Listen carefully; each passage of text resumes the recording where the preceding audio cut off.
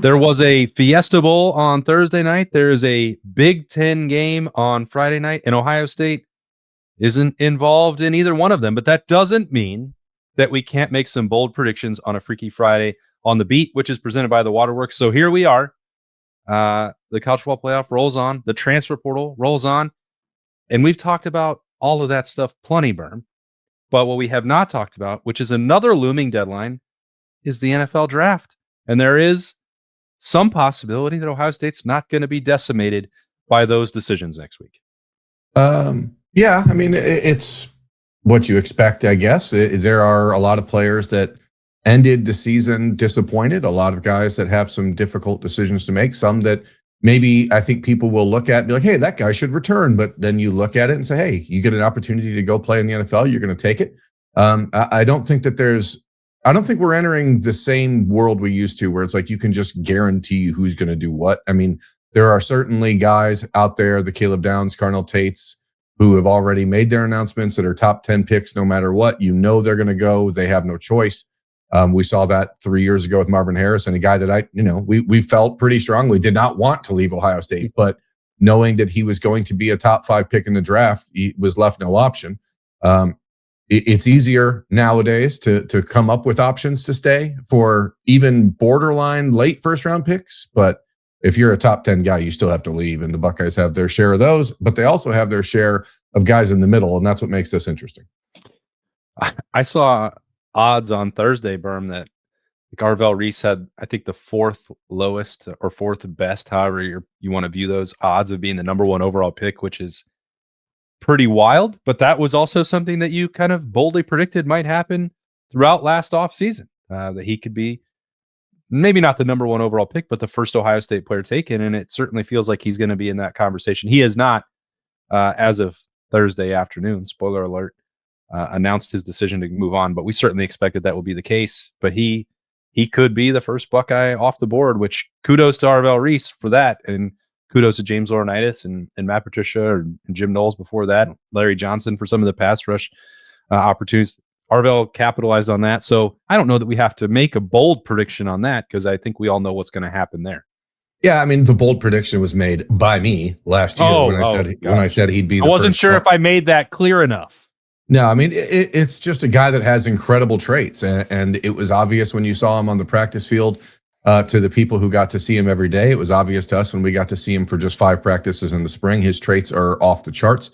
I think the interesting thing about Arvell, and again, I mean, he's going to be on the list that we show here as far as guys that haven't made a decision. But the difference, I think, fundamentally between Arvell, Caleb Downs, Carnell Tate, and even Kaden McDonald, who's on this list, is that when it comes to walking in the NFL draft process part of this, the getting to know teams, Arvell is not going to be revered and looked at in the same way as Caleb and Carnell and Kaden McDonald, just because he's not interested in all of the pomp and circumstance around this stuff. He just wants to play football. It's not a knock on him to say that the interview portion of his process is probably going to have less rave reviews because he's just not interested in this stuff. He wants to get drafted. He wants to play football. He doesn't really care where it ends up happening, but that's how these things get sorted out. So I think those conversations about him being a potential number 1 overall pick, I think will change because the quarterbacks obviously will do that whenever Dante Moore makes his decision and Fernando Mendoza goes officially into the draft. But being the number 1 overall, are his interviews, Fernando Mendoza's interviews, going to blow people away? No, but like his will be weird in a cute way, you know? They'll be like, do you want cute or do you want like, because if you're going to have, let's just say, uncomfortable interviews, I would rather, if I was drafting, if I was an NFL general manager, like this interview is weird because that guy that I'm talking to wants to murder me and wants to get on the football field as quickly as possible. And on his planet, this is not the way that they communicate. They communicate solely through brutal physicality and fisticuffs. Whatever community raised Fernando Mendoza, I'd be just like, can I get out of here? I don't understand how this person got here, why he is in the college football playoff semifinal, and why teams are talking about using a number 1 pick on him, because if he goes to like New York, can you imagine that media communicating with Fernando Mendoza? He would be eaten alive. Yeah, I mean, obviously the Raiders have the number 1 overall pick, so whoever gets picked in that spot has to go to Las Vegas, which is a place that can certainly cause trouble for a normal human. Fernando Mendoza is not normal. Arvell Reese isn't normal. So I guess you have those kind of discussions. We will see how it goes. We're not NFL executives, obviously, but you have to kind of pick your poison when it comes to what kind of weird you want in your franchise. I'd rather have a guy that just doesn't talk and shows up and works. But you also have to deal with sometimes just your quarterbacks are weird guys. Like, that's the way it goes. But either way, Arvell Reese is not going to return to Ohio State. So, if we have somebody that playing along at home who wants to cross him off this list, he's number 7 of the players listed here, or 6 of the 7 players listed, but he's not coming back. So let's not even spend a lot more time talking about Arvell. Okay, I scratched him off there and did that easily. So are you suggesting then that you wanted to go in order with these bold predictions? Is that how you wrote them? I really just enjoy when football is in order. So if there was a quarterback, he'd be first on the list, and then running back, then wide receiver. But we're skipping right down to Max Klare at tight end because that's the first real decision, or the next real decision on the offense that needs to be made for Ohio State. All right, so can I split my prediction in 2? Like, I think that Max Klare should return to Ohio State, and I think that he would make more money playing for the Buckeyes. And I think that maybe there's at least a shred of possibility that he will come to that conclusion by the time the NFL draft deadline rolls around. But it doesn't feel like he wants to come back to Ohio State. He's not going to go into the transfer portal, or at least I don't expect that he will. That's not been the conversation that either one of us have had with people around Ohio State.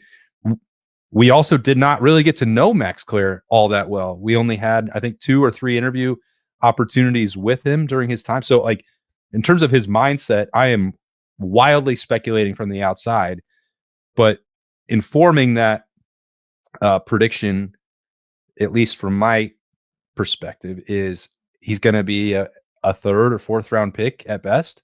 And if Ohio State offered him a similar contractual arrangement that he had a year ago when he left Purdue, that seems like pretty good guaranteed money. So I think he should come back, but I am not currently of the mindset that he will, which I think, everyone's decision is their own. So I'm not going to say whether it's good or bad. It's just not the one that I would make.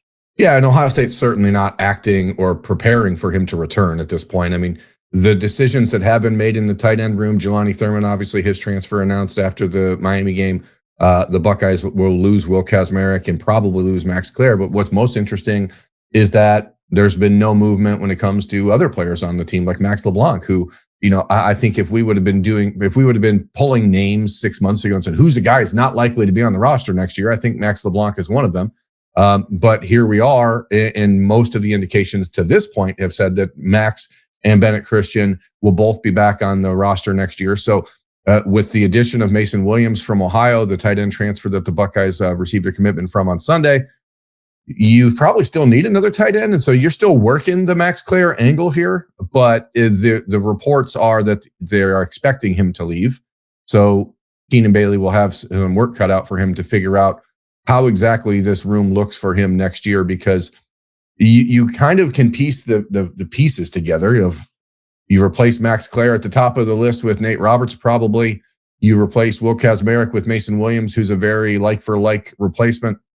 You keep Bennett Christian at 3, so you're not doing a whole lot of maneuvering, but then you really have to see what you can get out of younger guys like Brody Lennon, and maybe find out if something can surprise you with Nick Lauder, the incoming freshman in the class of 2026. But from a dollar amount spent on the position standpoint, Ohio State is willing to spend it to keep Max Klare, but he's going to have to make that decision for himself. It's not a super deep tight end class for the NFL draft, and I think that opens up some of those windows. But you're right, this is a 3rd or 4th round pick, and those are the types of players that we've long anticipated would end up coming back to school more often in the NIL era. But it is what it is. And just a soapbox point, it does suck in this era. Like, one of the worst things about the transfer era is that we don't really get to know a lot of these kids. And so it is harder to gauge where they really are emotionally, logically, what they're thinking, because most of the interview sessions we have from them now are so cut down and truncated that there's no real ability to get to know who they are.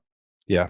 The era of college football has certainly changed. The seasons changed too, but comfort does not. Call the Waterworks and Hetter Heating, Cooling, and Plumbing for maintenance, installation, and repairs, or visit online at thewaterworks.com. The Waterworks and Hetter Heating, Cooling, and Plumbing, a proud sponsor of Ohio State athletics, and proud of the work that those Buckeyes did, ascending into the starting lineup or staying there in Carson Hinsman's viewpoint. I almost feel like these decisions are not going to be made in tandem, but I feel like they're likely to be the same.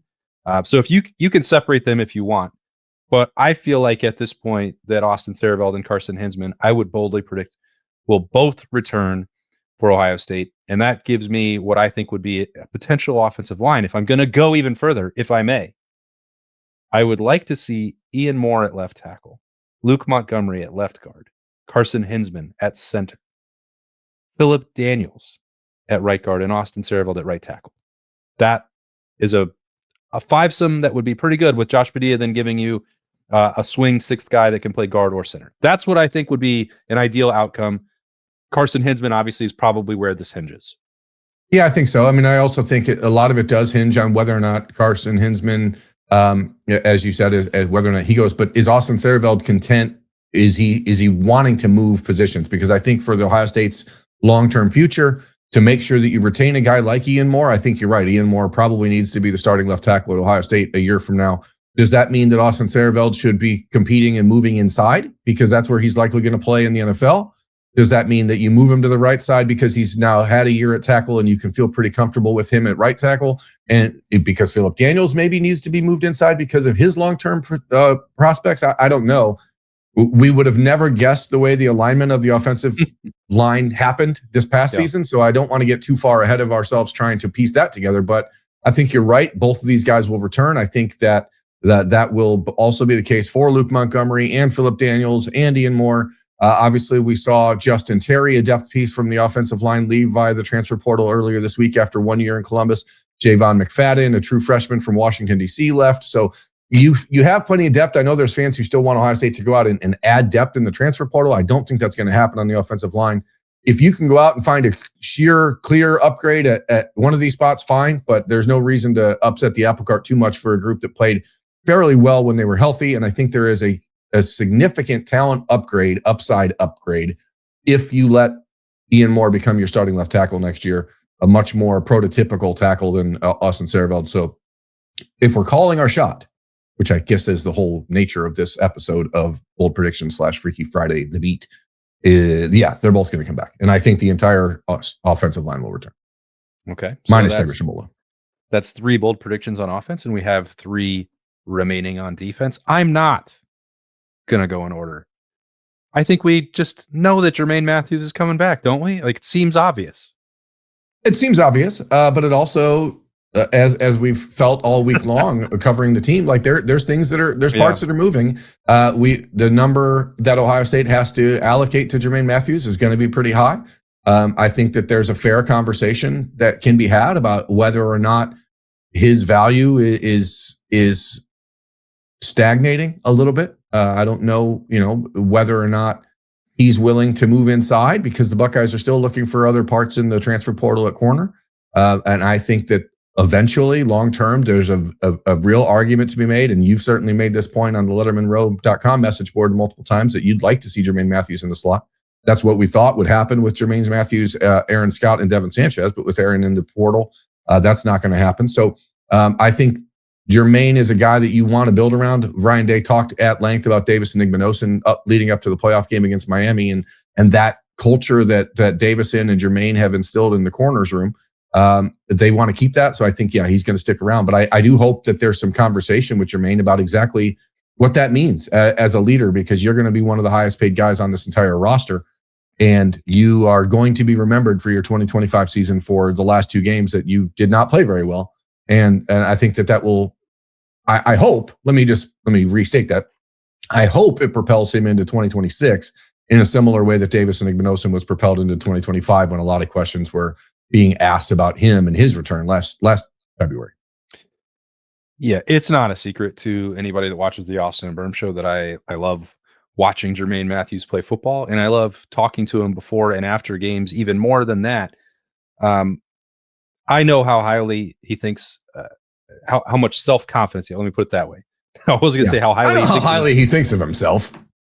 So how much self-confidence and self-belief he has, which is inspiring, I would say, to watch and be around. He has said repeatedly in conversation, both into live microphones and not live microphones, that he will do whatever is necessary for Ohio State. And I think that given the level of compensation that he's received and his level of investment in turn back into Ohio State, I don't feel like it should be that difficult of a conversation. That's easy for me to say on the outside. It's easy for me to take that at face value with Jermaine. I tend to believe him. It's a little bit of a reverse Shaun Wade situation where Shaun wanted to prove himself as an outside corner, and it didn't go well, and it wound up costing him a lot of money, where if he had just stayed at nickel and been maybe the best nickel in the corner, the overall ceiling for money that you can make at the NFL level is probably lower for guys who are true nickels compared to lockdown outside corners. But and maybe I can't speak for that. Maybe the NFL only views Jermaine in one way, or maybe they already view him as a nickel. I truly don't know. As you made the point earlier, we are not general managers or NFL scouts, and I haven't got any feedback from any of them about what they would like to do with Jermaine Matthews if he was in this draft class. But I think when you're looking at it, and it was, more a product of comparing Devin Sanchez and the drop off there at corner than when they were piecing those things together due to injury in the middle of the season at nickel. That glimpse, those couple games of Jermaine, especially Illinois at slot, it's like that's kind of where that needs to go for me. And I didn't know that they needed to completely throw out the personnel rotation and the plan that they had last year to do that in the middle of this year. Also because Lorenzo was still playing at a very high level. But if you ask him and you pay him and you tell him that this is the role, I don't see why that is as a negative for Jermaine Matthews, because Shaun Wade didn't have the ability at that time to say, you know what, I'd like a 7-figure paycheck to do that for a year, in which case he might have stayed at nickel. That's hindsight, and that's 2020. But if I'm looking forward, I'm still going to boldly predict that Jermaine plays nickel, because I think that's where he should be for the betterment of the Buckeyes. Yeah, I mean, some of that's going to just depend entirely on what other options become available to Ohio State over this next week in the transfer portal. Because, when you look back, and again, hindsight was 2020, and the year was 2020 for Shaun Wade.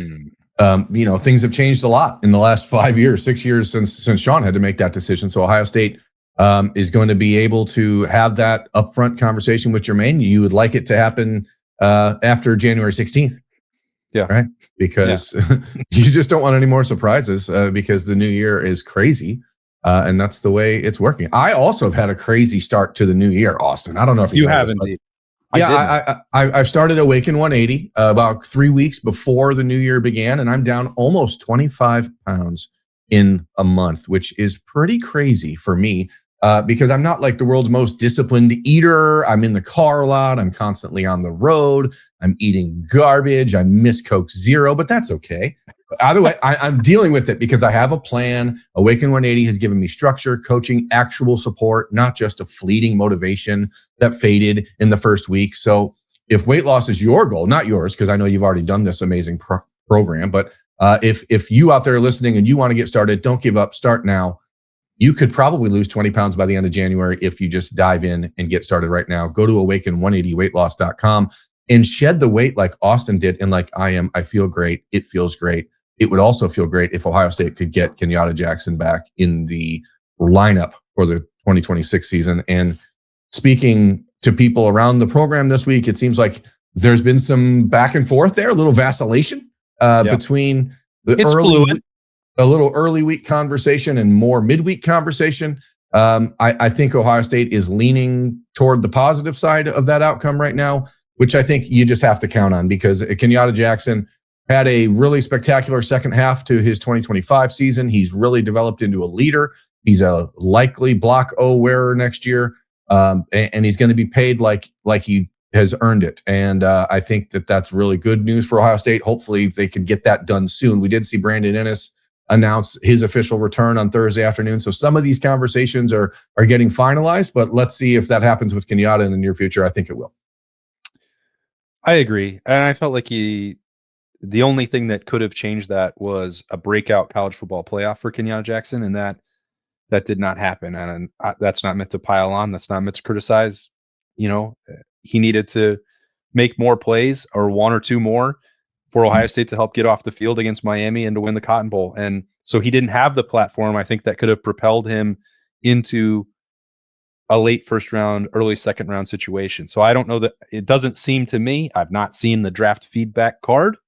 Doesn't sound like what he heard back in December was overwhelmingly decision-makingly strong for him to make the move. So his most lucrative opportunity next year is almost certainly going to be at Ohio State, at least compared to the NFL draft. There's another road that I won't go down that could change that, but we have seen this year after year after year with Kenyatta reaffirming his commitment, becoming a better leader, embracing everything that goes on in the Woody. I would be stunned if he chose door number 3. Don't think he will. I think he's going to be at Ohio State. I think they get to that finish line before Wednesday, let's say. Yeah, and I think Ohio State's in a position to really spotlight Kenyatta Jackson, not just on the field next year when it comes to the defensive alignment or the way that you want to try to use him, because I think he's proven he can be deployed as more of a stand-up edge rusher and do some other things that he didn't get to do this year, more in the Arvell Reese role. Now, we'll see if he can do it. I don't know, but I think he has the frame and the athleticism, you'd think, to make that sort of impact. But it's not just on the field.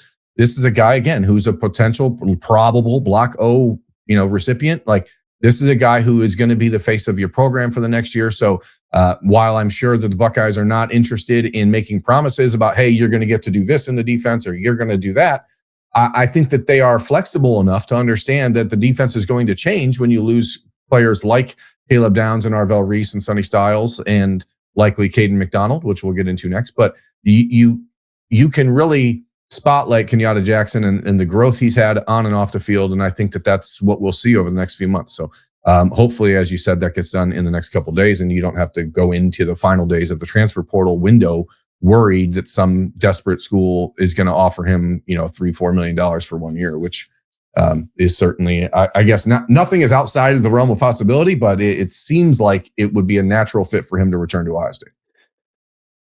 It sure does. And I would love to say the same thing about Kaden McDonald, but you have already hinted at the heartbreak that I'm going to feel when he does not return for 1 more year.